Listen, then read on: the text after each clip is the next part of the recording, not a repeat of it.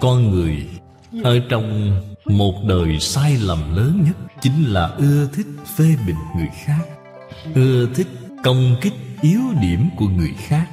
Sự việc này là tổn âm đức nhất. Khi tạo tác chỉ biết chạy theo khoái ý nhất thời, không hề nghĩ đến quả báo nghiêm trọng về sau. Ở trên kinh Địa Tạng, cái gọi là địa ngục kéo lưỡi, địa ngục vạt lửa đều là do loại nghiệp báo này biến hiện ra. Vào thời xưa, nhân tâm thuần phát, thông thường đều có giáo dục. Người hiện nay đáng thương, không có người chỉ dạy, thuận theo tập khí phiền não của mình, lại nhìn thấy phong khí bên ngoài xã hội. Trong thì có nhân ác, ngoài thì có duyên ác. Do đó tạo loại tội nghiệp này đầy rẫy khắp nơi. Đây là điều đáng để chúng ta cảnh giác. Bản thân nếu như có thì nhất định phải tận lực sửa chữa sai lầm triệt để. Cái sai lầm này nếu như không thể sửa trở lại, niệm Phật cũng không thể giảng sanh tịnh độ rồi. Chúng ta nhất định phải nhớ kỹ, Phật giới thiệu tịnh độ cho chúng ta, nói rất rõ ràng, nói rất minh bạch. Thế giới Tây Phương đều là các bậc thượng thiện cùng hội về một nơi. Tuyệt đối không cho phép người có tâm hạnh bất thiện đến nơi đó quấy nhiễu hoàn cảnh sống của người ta. Cho nên đây là người nhất định không thể giảng sanh. Chúng ta nhất định phải nhớ kỹ. Ở trong chú giải trích dẫn rất nhiều thí dụ. Hãy xem cổ nhân có hàm dưỡng như thế nào, chúng ta phải noi theo, phải học tập. Mấy thí dụ mà chỗ này ông liệt kê ra, vào thời xưa những người này chúng ta ở trong sử truyện, ở trong cổ văn đều học qua, đều khá quen thuộc. Hàn Kỳ, Vương Tố, Văn Trinh Minh, đời Tống, đây đều là những người có học, có thể độ lượng, bao dung. Người có sai lầm nhỏ, nói thật ra người xưa nói rất hay: người không phải thánh hiền, không ai không có lỗi. Lỗi lầm nhỏ tô vẽ thêm lên trở thành lỗi lầm lớn, đã đoạn mất đi tiền đồ của một đời người ta. Cái nhân quả này phải gánh rất nặng. Người bị hại, họ nếu như trong tâm không phục, hay nói cách khác, họ quyết định sẽ trả thù. Cái báo thù này không phải trong đời này mà là ở đời sau, hoặc giả đời sau nữa. Oan oan tương báo không bao giờ dứt. Vào thời xưa, đồng học, bạn bè khi nhìn thấy có lỗi lầm thì khuyên nhủ. Khuyên nhủ vào lúc nào vậy? Khi không có người thứ ba nhìn thấy. Bạn nói hạng người này thấu tình đạt lý biết bao, nhắc nhở họ, khuyên bảo họ. Khuyên nhủ 2 lần 3 lần cũng không sửa. Ở trong Phật Pháp gọi là mặc tấn. Mặc tấn là không nói nữa. Chúng ta thấy Thích Ca Mâu Ni Phật ở trong một đời, học trò đi theo Ngài không ít.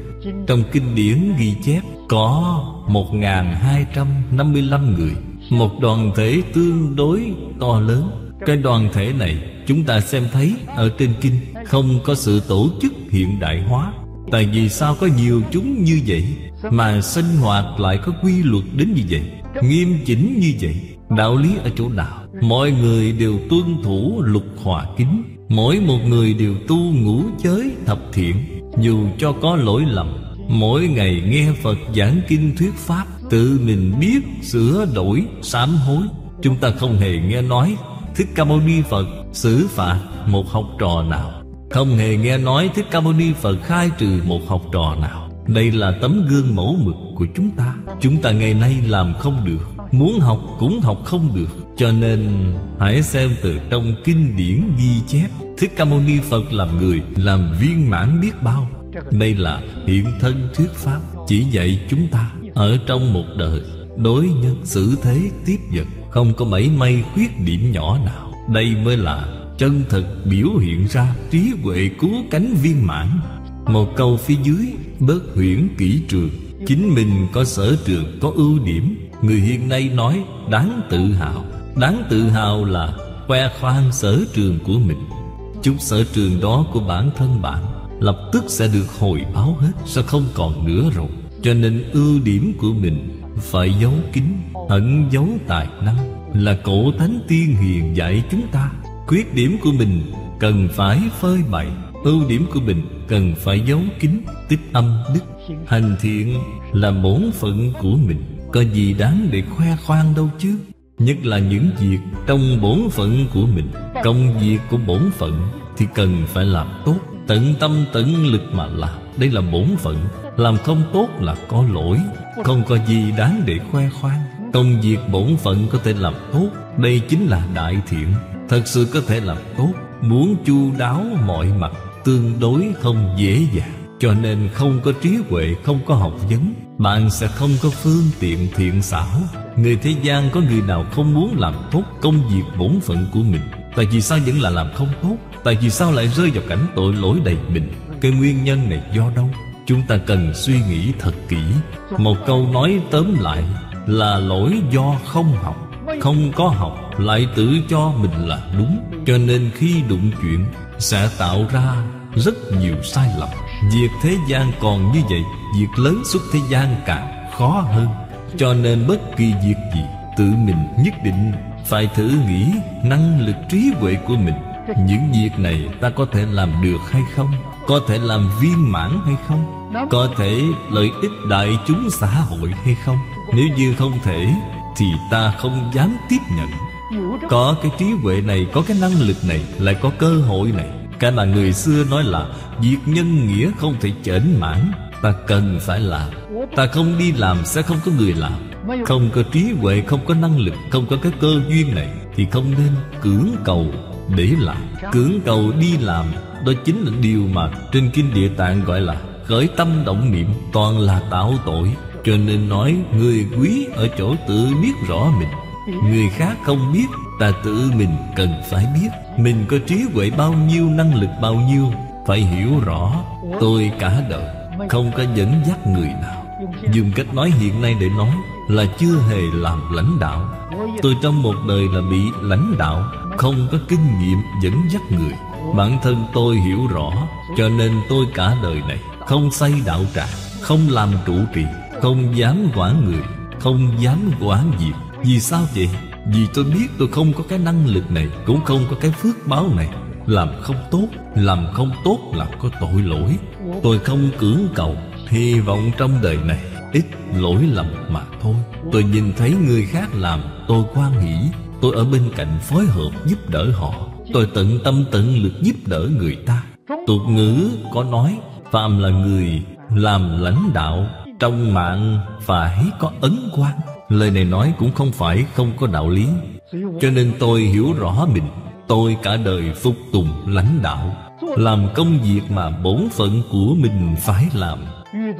Sau khi gặp được Phật Pháp, tôi cảm thấy mình vô cùng may mắn. Ở trong một đời này, được đọc sách mà mình thích đọc, được làm việc mà mình thích làm. Sự nghiệp sau khi học Phật chính là giảng kinh thuyết Pháp, tuyên truyền giáo nghĩa của Phật giáo. Bản thân chúng tôi có tâm, có nguyện, cũng phải cần có duyên. Nếu như không có duyên, tuy có tâm, có nguyện, cũng làm không được. Pháp thế xuất thế gian đều cần thiện nhân, thiện duyên, phía sau mới có thiện quả. Học Phật, Phật dạy chúng ta phải tu giác chánh tịnh, phải tu tâm thanh tịnh. Nếu muốn được tâm địa thanh tịnh, chỉ có giảm bớt việc. Sự việc quá nhiều, quá bề bộn thì tâm thanh tịnh của bạn chắc chắn không đạt được rồi. Sự nghiệp của bạn làm tốt mấy đi nữa, quy hoàng mấy, thiện mấy đi nữa, đều rơi vào phước báo nhân thiên. Giảng sanh các vị phải nhớ kỹ, tâm tịnh thì cõi Phật tịnh, tâm không thanh tịnh không thể giảng sanh. Đàn Kinh nói rất hay, sự việc này phước không thể cứu được. Xây đạo tràng là tu phước, giảng kinh thuyết Pháp cũng là tu phước, độ chúng sanh vẫn là tu phước. Không thể liễu thoát sanh tử, không thể ra khỏi tam giới. Phước lớn mấy đi nữa cũng không liên quan gì với liễu thoát sanh tử, ra khỏi tam giới. Điểm này chúng ta phải biết. Nếu như mọi người hơi lưu ý một chút, bạn có thể thấy ra được. Đạo tràng của người xuất gia, đạo tràng của cư sĩ, phàm là người trụ trì đạo tràng, có mấy người có thể giảng sanh, có mấy người khi lâm chung có tướng tốt lành. Trái lại không bằng một số người âm thầm lặng lẽ, thật thà niệm Phật, không bằng những người hay bị người khác xem thường này. Pháp Sư Đàm Hư nói cho chúng ta biết, ở trong Ảnh Trần Hồi Ức Lục có ghi chép, phần sau Niệm Phật Luận cũng có ghi chép. Chùa Cực Lạc Cáp Nhĩ Tân, Pháp Sư Tu Vô vãng sanh. Đó là sự thật, không phải là giả. Pháp Sư Tu Vô không hề đi học, không biết chữ. Trước khi chưa xuất gia là làm thợ nề. Sau khi xuất gia chỉ biết niệm một câu A Di Đà Phật. Người vô cùng khiêm tốn, vô cùng hòa kính, đối xử bất kỳ người nào cũng cung kính. Ở trong tự viện làm những công việc nặng nhọc, tu khổ hạnh, mọi thứ nhường cho người khác. Cái người khác không cần thì mình lại thọ dụng. Bạn xem ông giảng sanh tự tại kiểu như vậy, tự nhiên như vậy.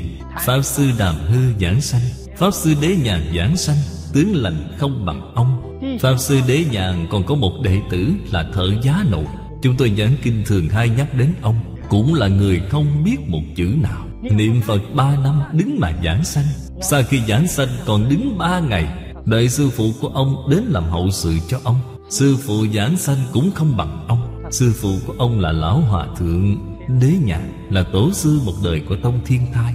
Tại vì sao sư phụ không bằng đệ tử vậy? Đệ tử ít lo ít việc, sư phụ là trụ trì tự miếu, mỗi ngày biết bao nhiêu việc, phải xã giao lo nghĩ. Hay nói cách khác, luận tu phước, đệ tử không bằng sư phụ. Luận công phu tu hành thì sư phụ không bằng đệ tử. Những chân tướng sự thật này đều ở ngay trước mắt của chúng ta. Chúng ta có nhìn thấy hay không? Lão Pháp Sư Đàm Hư, Lão Hòa Thượng Đế Nhàn là đại đức trong cửa Phật, chân thật là giải hành tương ưng.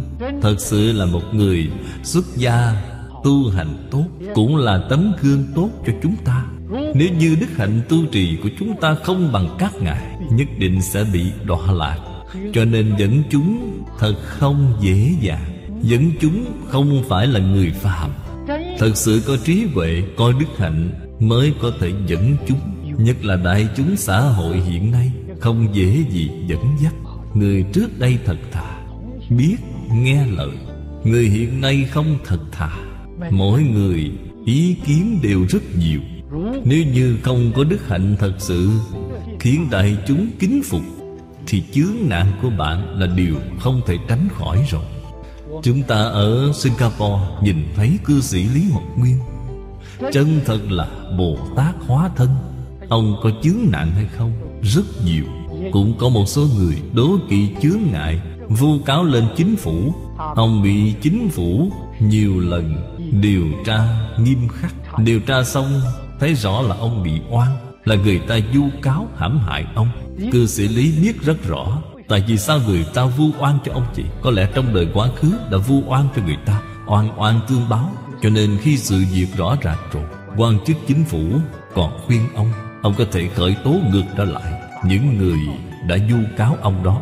Những người đó đều có tội. Cư sĩ Lý đó không cần thiết. Oan oan tương báo đến đây là hết rồi. Đây là một người rõ lý, là người học Phật. Cái gọi là người khác dùng thiện hạnh đối với ta, ta dùng thiện hạnh đối với họ. Người khác dùng bất thiện đối với ta, ta vẫn là dùng thiện hạnh đối với họ. Đây là người học Phật, là người hành Bồ Tát đạo.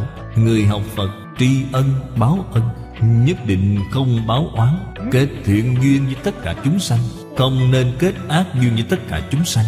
Mọi việc đều nhẫn nhượng. Bạn cần tôi thấy đều đưa cho bạn. Không những vật ngoài thân có thể buông xả. Cho dù bạn cần bạn của tôi cũng cho bạn. Thích Ca Mâu Ni Phật đã làm tấm gương cho chúng ta xem. Mà Vương Ba Tuần khuyên Ngài nhập bát niết bàn. Dùng cách nói hiện nay để nói là khuyên Ngài chết sớm một chút. Thích Ca Mâu Ni Phật đồng ý nhận lời ông rồi, liền nhập bát niết bàn, thỏa cái tâm nguyện của tất cả chúng sanh. Phật thỏa nguyện cho ma, mà tương lai diệt Phật Pháp sẽ còn biết lưu lại một chút tình, ra tay cũng còn nghĩ lại chút tình. Nếu Phật không đáp ứng nguyện của ma, khi ma diệt Phật Pháp, e rằng sẽ ra tay rất tuyệt tình. Phật đối với người ác, đối với ma dương đều đáp ứng nguyện vọng của họ, huống hồ là người thông thường. Những chỗ này chúng ta đều phải học tập. Chỗ hay của cổ thánh tiên hiền chúng ta phải nhớ kỹ, phải cần mẫn nỗ lực noi theo. Sở đoản của người khác tuyệt đối không nhắc đến. Không những không nhắc đến, tốt nhất tai cũng không nghe. Vì sao vậy? Bảo vệ tâm thanh tịnh của mình. Đây là tự lợi tuyệt đối. Ưa thích nghe lỗi lầm của người khác, ưa thích dò hỏi lỗi lầm của người khác, chắc chắn đọa địa ngục. Tại vì sao bị đọa địa ngục? Tự làm tự chịu. Không phải người khác đẩy bạn xuống địa ngục, là bạn tự mình tạo nhân bất thiện, nên cảm quả bất thiện. Chúng ta không thể không biết, cho nên tăng đoạn chân thật như Pháp. Thế Tôn khi còn tại thế, cái đoàn thể đó chúng ta hiện nay học như thế nào cũng không thể học được. Nguyên nhân là đoàn thể hiện nay của chúng ta không lớn bằng đoàn thể của Ngài. 30-40 người chung sống cùng với nhau, mỗi người một tâm, mỗi người một tư tưởng. Lục Hòa Kính điều thứ nhất làm không được, không có cách gì làm được. Kiến hòa đồng giải, cho nên nền tảng không có rồi. Chúng ta lại còn chia thành mấy nhóm, còn muốn chọn người làm trưởng nhóm. Vậy thì thật là quá mức rồi. Nhưng mà đây là cách làm bất đắc dĩ. Vì sao vậy? Người không thể tự trị. Thế Tôn năm xưa còn tại thế, mỗi một người trong tăng đoàn đều có thể tự trọng, tự ái, tự trị, không cần phải tổ chức. Mỗi một người đều tự quản lý mình rất tốt. Đây là tăng đoàn Phật Pháp. Chúng ta cần phải suy nghĩ nhiều. Nếu như đồng tham đạo hữu cộng tu với nhau chưa đạt đến cái trình độ này, chi bằng không làm còn tốt hơn. Tự mình tu cho mình nhất định thành tựu. Không như Pháp. Nếu không như Pháp thì không làm. Thật sự như Pháp chúng ta liền làm ngay, hoàn toàn nói theo Thích Ca Mâu Ni Phật. Những gì mà Tổ sư Đại Đức đã làm, mức độ đã giảm xuống rất nhiều rồi. Chúng ta biết việc giảm nhẹ mức độ này đều là bất đắc dĩ mà làm. Viên mãn nhất, cứu cánh nhất là cái cách thức của Phật Đà khi còn tại thế. Đây là điểm chúng ta cần phải ghi nhớ. Thật sự thành tựu trí huệ, đức hạnh, học vấn của mình mới thật sự có thể làm được tự hành hóa tha, mới thật sự có năng lực dẫn chúng. Dẫn chúng hoàn toàn là tự nhiên, không cần bất kỳ hình thức tổ chức nào. Đó là tự nhiên. Tự nhiên là tốt nhất, tự nhiên là thiện nhất. Được rồi, hôm nay thời gian đã hết. Chúng ta ở Mỹ và Úc Châu có đồng tu gọi điện thoại cho tôi, hỏi tôi khi cái tai nạn này đến, chúng ta phải ứng phó như thế nào. Mọi người đều biết thiên văn và tinh tượng nói cho chúng ta biết, năm nay vào ngày 18 tháng 8 này, tinh cầu của Thái Dương hệ lấy trái đất làm trung tâm, xếp theo thứ tự thành hình chữ thập. Từ trường của toàn bộ Thái Dương hệ này sản sinh sự thay đổi rất lớn. Năm tới tháng 5 năm 2000, các hành tinh của Thái Dương hệ lại xếp thành một đường thẳng. Hai loại tinh tượng này thực sự đã đem đến hoang mang cho rất nhiều người.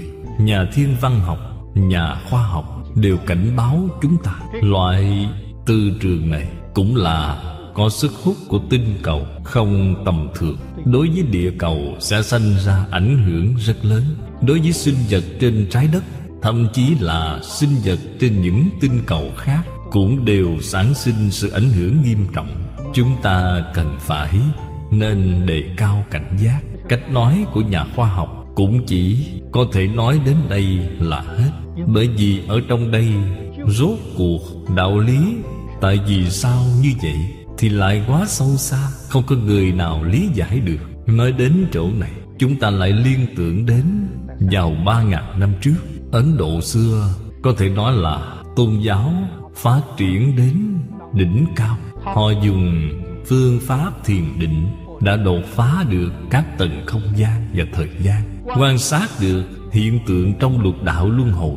Nhưng mà vẫn không biết lục đạo luân hồi vì sao mà có. Cho nên dù muốn đột phá cái vấn đề này, muốn giải quyết cái vấn đề này, nhưng đành phải bó tay. Ở trong tình cảnh như vậy, Thích Ca Mâu Ni Phật đã xuất hiện ở thế gian. Cái tình trạng này là chúng sanh có cảm, cho nên chư Phật Bồ Tát vĩnh viễn là người bị động. Họ không biết chủ động. Điểm này chúng ta cần phải biết. Chúng sanh có cảm, Phật liền có ứng. Vì sao nói Phật không dùng chủ động? Nếu như Phật muốn chủ động thì Ngài là phàm phu, Ngài không phải là Phật. Chủ động là hữu tâm, bị động là vô tâm. Vô tâm mới năng ứng, hữu tâm năng cảm. Chúng ta cảm động họ. Phật Bồ Tát xuất hiện ở thế gian, Họ đến để làm gì? Chính là giúp chúng ta giải quyết vấn đề này, nói cho chúng ta biết tại vì sao có những hiện tượng này, nguồn gốc của hiện tượng, tại vì sao có thay đổi. Cho nên những sự việc này cũng giúp chúng ta giải quyết những tinh tượng ở trong vũ trụ hiện nay. Cho nên các loại ảnh hưởng đối với sinh vật trên tinh cầu đều ở trong phạm vi của kinh Phật. Nhà tiên tri của phương Tây nói rất hay. Hôm qua thầy Ngộ Hoàng chuyển cho tôi một bức văn kiện là tin tức có liên quan đến những lời tiên đoán này. Sự biến động của địa cầu đem đến cho chúng ta món quà như thế nào? Họ trả lời rất hay, là sự đại thức tỉnh cho chính chúng ta. Đây là câu trả lời trí huệ, câu trả lời tuyệt vời. Nhưng mà họ chỉ nói là đại thức tỉnh, còn như thế nào mới được xem là đại thức tỉnh thì họ không nói ra. Chúng ta hiện nay có phải là đã thức tỉnh hay chưa? Vẫn chưa. Người chân thật thức tỉnh là Phật Bồ Tát, đã triệt để hiểu rõ chân tướng vũ trụ nhân sanh, nâng cao cảnh giới của mình. Đó mới được xem là thức tỉnh chân thật. Nếu không thì vẫn phải tùy nghiệp mà lưu chuyển. Đó không phải là thức tỉnh rồi. Câu trả lời này của họ chúng ta nghe xong rất có lợi ích. Mấy ngày trước chúng ta giảng đến cảm ứng thiên. Đoạn hãy nên xót thương kẻ ác, vui vì điều thiện của họ, giúp người trong cơn nguy cấp. Hiện nay hung tai, nguy cấp đã đạt đến cực điểm rồi. Tai nạn của toàn thế giới, chúng ta làm sao cứu, làm sao giúp đỡ? Chỉ có chân thật đại thức tỉnh, không những bản thân được độ, và lại còn giúp đỡ được rất nhiều những chúng sanh khổ nạn này. Trước đây tôi đã từng nói qua rất nhiều lần, chúng ta mặc dù không có năng lực hóa giải cái kiếp nạn này, quả thật là không có cái năng lực này. Vì sao vậy? Đây là điều mà tất cả chúng sanh tạo ác của thế giới này, của thời kỳ này mà chiêu cảm đến, do cộng nghiệp mà cảm nên. Chúng ta đâu có loại năng lực để hóa giải chứ. Nhưng mà dùng hết sức lực của bản thân chúng ta, đem mức độ của tai nạn này giảm nhẹ một chút, giảm chậm một chút, thời gian rút ngắn một chút. Đây là chắc chắn có thể làm được. Có thể làm được điểm này là đã giúp ích được rất lớn rồi. Phải làm như thế nào? Nhà Phật dạy học 3 mục tiêu. Mục tiêu cuối cùng là chuyển phạm thành thánh. Nếu như chúng ta không thể ở trong thời kỳ này, trong thời gian rất ngắn chuyển phàm thành thánh, thì tâm nguyện này của chúng ta cũng sẽ tan vỡ thôi. Có thể chuyển phàm thành thánh hay không? Đáp án là chắc chắn có thể. Phàm và thánh chỉ ở trong khoảng một niệm. Thế nào gọi là phàm? Khởi tâm động niệm tự tư tự lợi là phàm. Thế nào gọi là thánh? Khởi tâm động niệm đều vì tất cả chúng sanh, tuyệt đối không xen tạp mảy may lợi hại được mất của mình ở trong đó. Đây chính là thánh. Hay nói cách khác, chuyển phàm thành thánh là triệt để phụng hiến, hiến dân, tính mạng, gia đình, mọi thứ không tiếc, vì tất cả chúng sanh khổ nạn mà phục vụ. Người này chính là Phật, người này chính là Bồ Tát. Đại thức tỉnh là nói sự việc này. Chúng tôi ở trong biết bao nhiêu năm, từng giây từng phút nhắc nhở các đồng học, chúng ta nhất định phải nắm vững cương lĩnh chỉ dạy của Phật Đà, nắm vững nguyên tắc học tập chân thành, thanh tịnh, bình đẳng, chánh giác, từ bi. Chúng ta phải dụng tâm như vậy. Đại thức tỉnh chính là chuyển biến lớn. Trước đây chúng ta tu học đối nhân xử thế tiếp vật, tâm không chân, không thành. Bắt đầu từ hôm nay buông xả tất cả giả dối. Chúng ta dùng tâm chân thành để sống, dùng tâm chân thành đối nhân xử thế tiếp vật. Đây chính là bạn thức tỉnh rồi. Tâm địa chân thành nhất định thanh tịnh. Thanh tịnh là nhất định không bị ô nhiễm nữa. Cái gì là ô nhiễm? Người hiện nay nói mê hoặc. Sự mê hoặc của tài sắc, danh thực thùy, ngũ dục lục trần, chúng ta đem nó buông xả hết, nhất định không bị mê hoặc lại nữa. Tâm thanh tịnh hiện tiền. Thanh tịnh chính là chân thành, chân thành chính là thanh tịnh. Từ vô thủy kiếp đến nay, Chúng ta đều là cống cao ngã mạn, tự cho mình là đúng. Ngày nay chúng ta đem cái quan niệm sai lầm này triệt để buông xả, biết chúng sanh và Phật bình đẳng, giảng pháp bình đẳng. Cống cao ngã mạn phải đoạn cho thật sạch sẽ, phải tu khiêm tốn, phải biết khiêm nhượng. Tôi ở Phật trước đã từng nói qua với các vị: lễ nhượng, nhẫn nhượng, khiêm nhượng, tu tâm bình đẳng của chúng ta. Từ bỏ thành kiến của mình, từ bỏ vọng tưởng phân biệt chấp trước của mình, hoàn toàn thuận theo lời dạy của Phật Đà, thuận theo Thái Thượng Cảm Ứng Thiên, y giáo phụng hành. Đây là chánh giác, đây là thật sự có trí huệ. Khởi tâm động niệm, lời nói việc làm nếu như trái ngược lại với lời dạy của Thái Thượng Cảm Ứng Thiên và Phật Bồ Tát, là chúng ta mê hoặc rồi, là chúng ta điên đảo rồi. Xưa nay niệm niệm vì bản thân, niệm niệm vì gia đình, niệm niệm vì đoàn thể nhỏ của mình. Hiện nay chúng ta đem cái tâm này sửa trở lại. Chúng ta phải yêu thế nhân giống như Thượng Đế vậy, phải đại từ đại bi giống như Phật Bồ Tát vậy.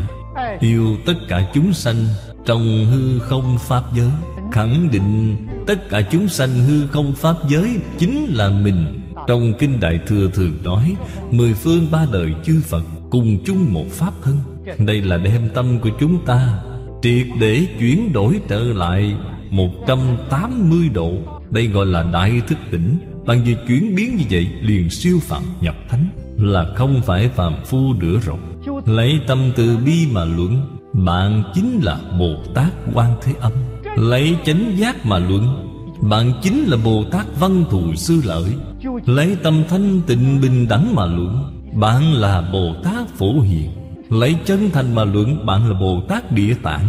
Bạn đã siêu phàm nhập thánh. Cho nên làm phàm phu, làm Phật Bồ Tát, thảy đều do chính mình, không do người khác. Bạn chuyển lại được, bạn chính là Phật Bồ Tát. Cái kiếp nạn này liền hóa giải rồi. Cái mà trong Bạch Y Thần Chú nói là nhất thiết tai ương hóa vi trần. Chỉ cần ý nghĩ bạn thật sự chuyển trở lại, liền hóa giải ngay. Nơi mà Phật Bồ Tát ở, cái nơi này có phước. Chư Phật hộ niệm, Long Thiên Thiện Thần phù hộ. Ở nơi này dù cho có tai nạn thì tai nạn sẽ giảm nhẹ. Cho nên tôi nói, chúng ta sinh vào cái thời đại này không thể nói là không tốt.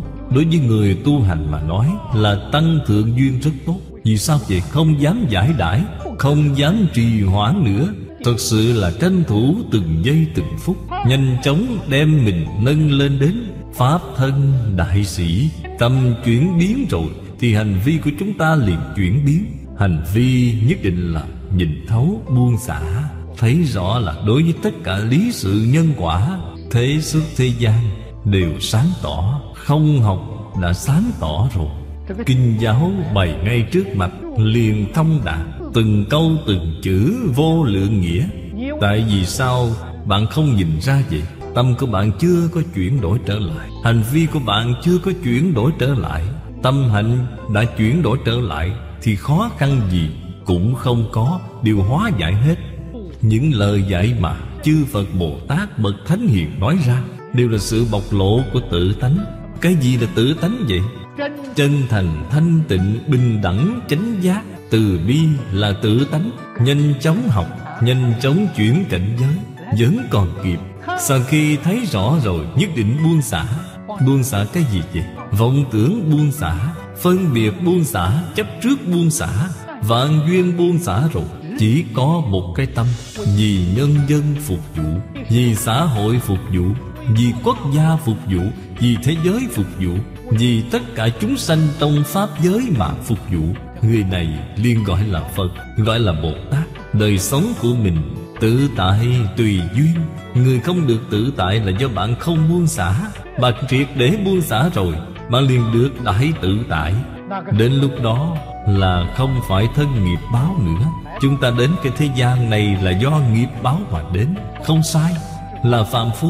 Hiện nay chúng ta gặp được Phật Pháp, chúng ta gặp được cái cơ duyên này, là một cuộc chuyển đổi thật lớn, triệt để sám hối, quay đầu 180 độ, chuyển phàm thành thánh. Cho nên không có khác gì với chư Phật Bồ Tát. thị hiện ở nhân gian. Tất cả chư Phật Như Lai đến thế gian là đến để thị hiện. Cần dùng thân gì để độ liền hiện thân đó. Chư Phật Bồ Tát hóa hiện ở thế gian. Đời sống của họ là tùy duyên, không phải phan duyên. Phan duyên là trong tâm có chủ ý. Ta phải làm sao, đó là phan duyên. Phật Bồ Tát không có loại ý nghĩ tâm niệm này. Hoàn cảnh sống, hoàn cảnh gì cũng tốt, đều hoan hỷ, mảy chấp trước đều không có. Người thế gian nói cái này tốt, vậy thì rất tốt. Người thế gian nói cái này không tốt thì cũng rất tốt. Mọi thứ đều tốt, không có gì là không tốt cả. Họ được tự tại. Người thế gian có phân biệt, có chấp trước là chắc chắn không tự tại.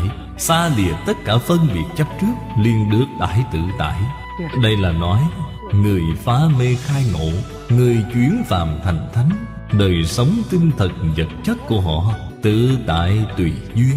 Đây mới là hạnh phúc mỹ mãn chân thật. Người thế gian không hiểu, chúng ta hiểu rõ. Chúng ta nhất định phải nhanh chóng chuyển đổi lại. Cuối cùng bất luận vào lúc nào, bất luận ở trong hoàn cảnh nào, tuyệt đối không quên A-di-đà Phật.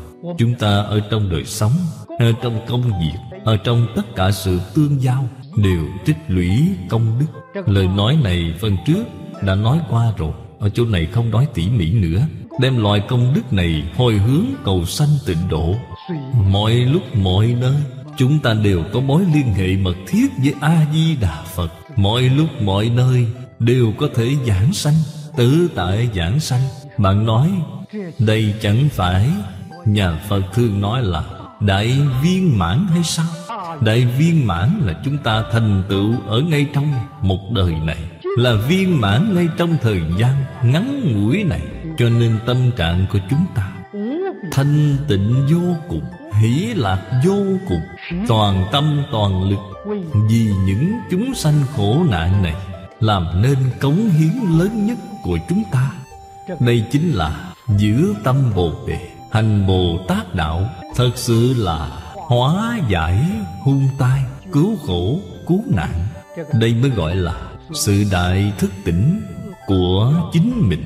Nhà tiên tri phương Tây chỉ nói cái đề mục như vậy, hoàn toàn chưa nói rõ cặn kẽ. Tôi đã làm một vài chú giải cho mọi người. Cái kiếp nạn này chúng ta biết là có, nhưng mà chúng ta nhất định không sợ hãi, không hoang mang lo sợ, mà ở trong khoảng thời gian ngắn ngủi này quyết định đem mình nâng cao lên trên, nâng cao lên vĩnh viễn, quyết định không đọa lạc nữa.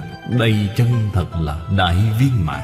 Các vị đồng học, lần trước giảng đến Cảm Ứng Thiên đoạn thứ 27, bất chương nhân đoạn, bất huyễn kỷ trường. Phần trước đã từng nói qua. Hai câu nói này xem ra là lời lẽ tầm thường, trên thực tế quan hệ cực lớn đối với cách làm người.